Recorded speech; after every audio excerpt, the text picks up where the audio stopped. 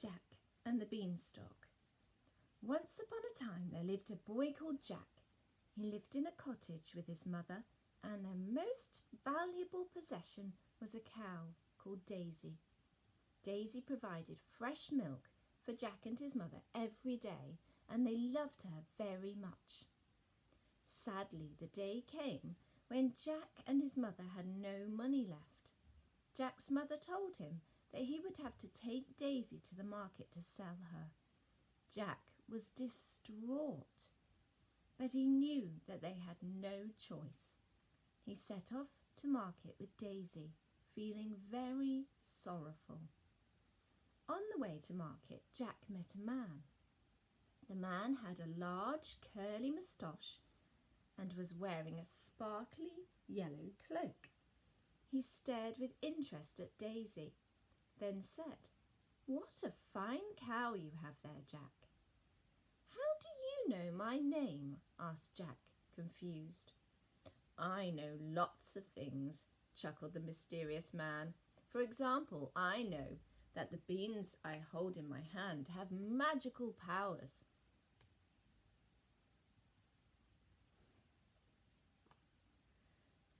"I will give you these incredible beans in exchange for your cow," suggested the man. "When you plant them, they will grow right up into the sky within just a few hours." "Oh no," replied Jack. "Daisy is all my mother and I have. I must get a good price for her at market today." "With these beans, you will never have to worry about money again," said the man persuasively. At last, Jack gave in and swapped Daisy for the beans. When Jack arrived back at his house, he skipped excitedly into the kitchen. "Are you back already, Jack?" asked his mother. "I do hope you got a good price for Daisy." "Better than that, Mother," sang Jack. "I have magical beans." He started to explain about the man he'd met, but his mother was not listening. She was extremely angry. She took the beans and threw them out of the window. Ever think, why was his mother so angry? See if you can tell somebody nearby. Why was she so angry?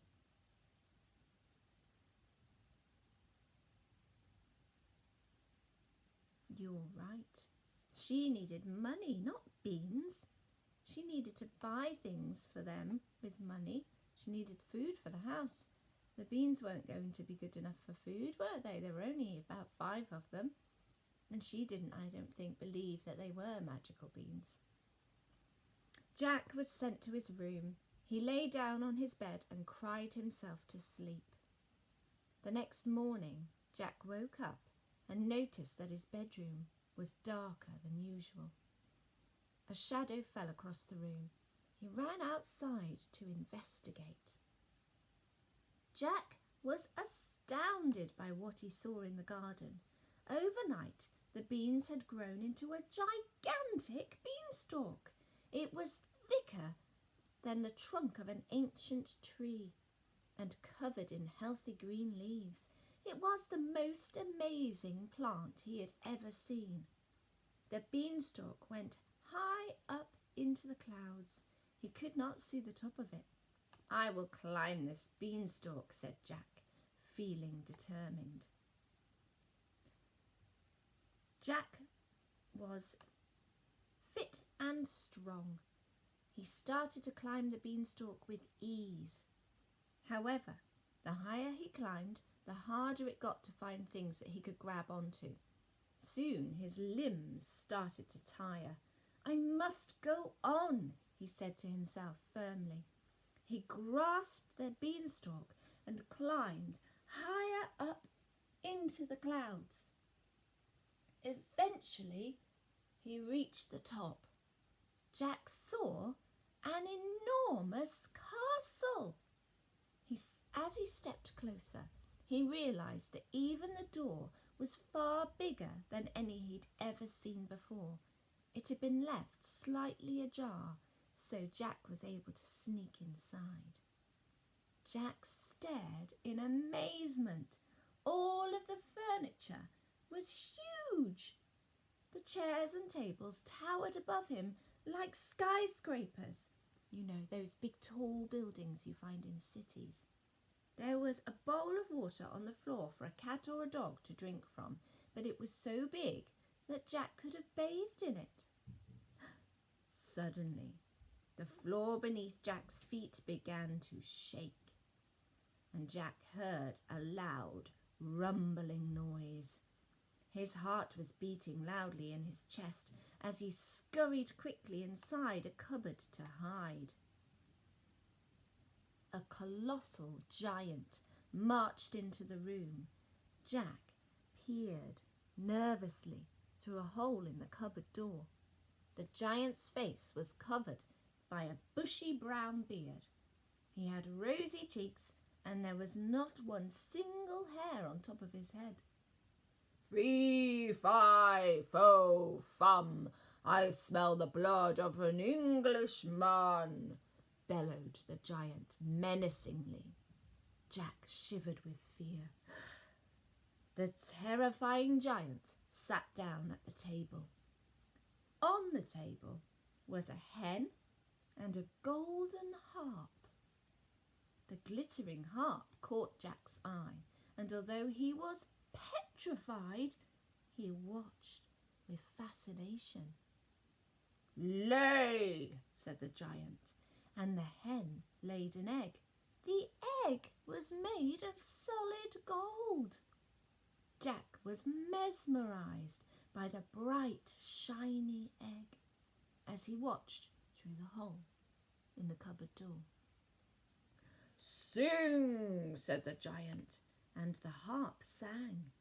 A beautiful, calming song came out of the harp and seemed to cast a sort of spell over the giant, because he soon fell asleep. When Jack was certain that the giant was fully asleep, he crept out from his hiding place and skillfully climbed the table leg and up onto the tabletop. He grabbed the hen and the harp and made a daring leap down to the ground. The hen nestled happily under his arm, but the harp was alarmed to be grabbed by a stranger. As Jack headed towards the door, the harp cried, "Help, master!" The harp's shouting woke up the snoozing giant. He jumped up from his chair and spotted Jack. "Fee, fi, fo, fum, I smell the blood of an Englishman," he roared.